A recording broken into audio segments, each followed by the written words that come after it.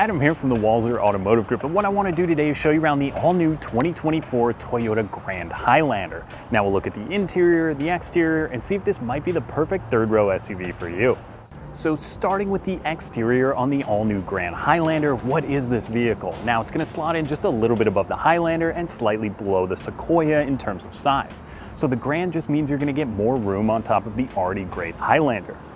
Now this one is going to come with 3 different engine options. The one we have here today is going to be in the XLE trim, and you can work this all the way up. There's a ton of different trim levels till you get to the Limited or the Platinum, but I like this one as it's kind of the starting point.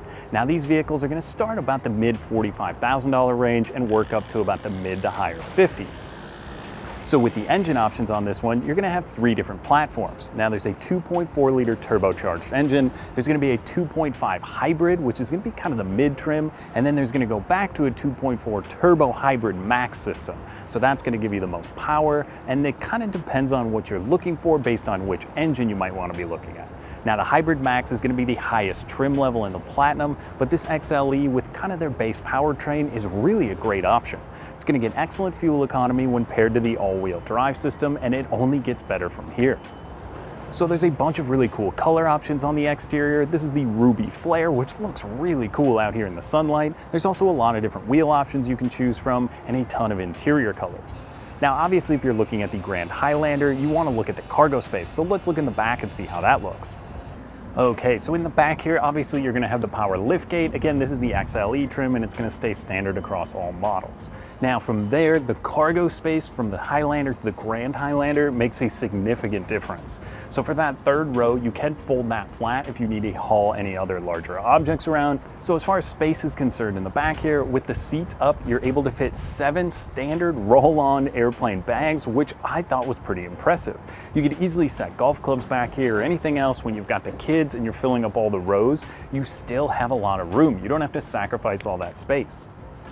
Now speaking of the third row, it's going to have 6 inches more compared to the standard Highlander. Now being that I'm 6'1", you can actually fit in the back of this vehicle, which is pretty impressive.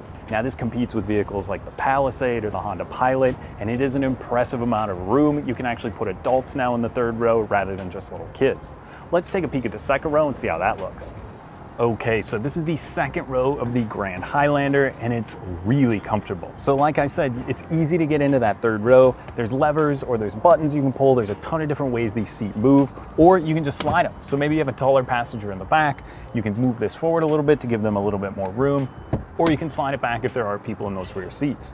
Now these do fold down as well, they slide forward, and you don't have to unclip a child seat, which is one of the best things about the Grand Highlander.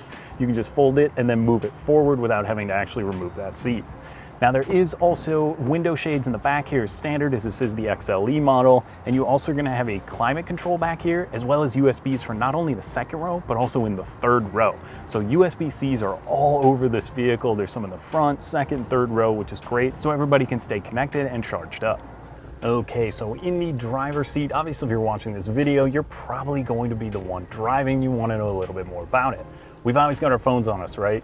What's great about the Grand Highlander, you do have wireless charging in here, and like I said, there's USB-Cs here, and also a pretty cool one mounted on the other side for the passenger.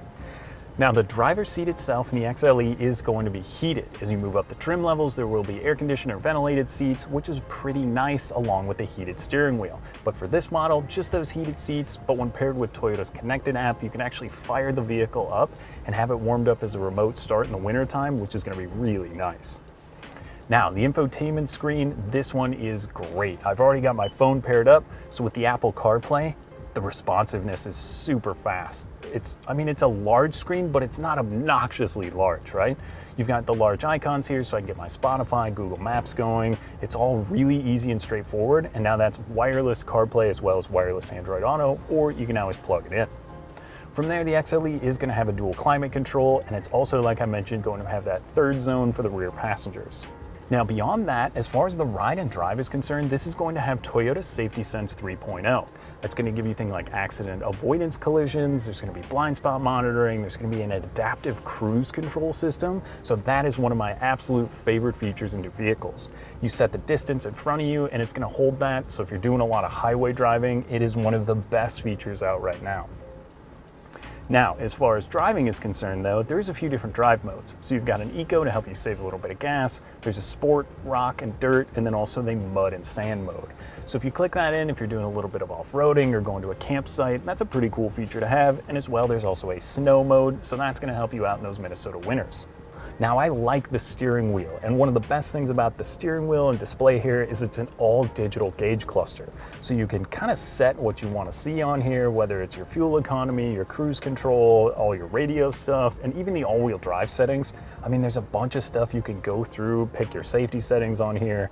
It's very easy, very convenient. All your information is going to be right in front of you, and I really like that. So again, as the XLE trim with this motor, if it's me, I would maybe opt for the mid-hybrid. So that's gonna be your 2.5 hybrid system. I think you're gonna bump the fuel economy quite a bit, even with the all-wheel drive system. Or if you're towing, this can tow around 5,000 pounds, so you can still get your boat to the lake, or if you're going up to the cabin for the weekend. I mean, there's so much space in here. So if it's you and the kids, you really don't need to fold that third row down anymore. It used to be all the stuff we bring with us. Everyone knows if you're going out to the cabin or going to the lake, you've got a lot of stuff.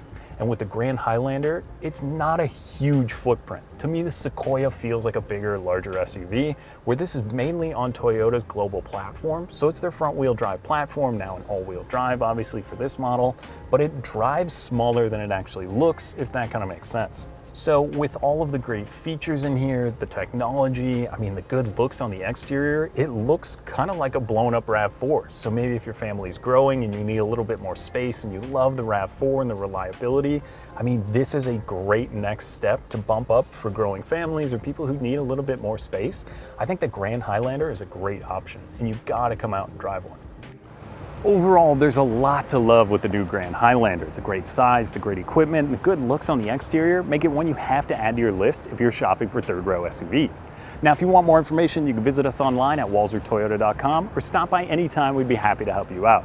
Thanks for watching.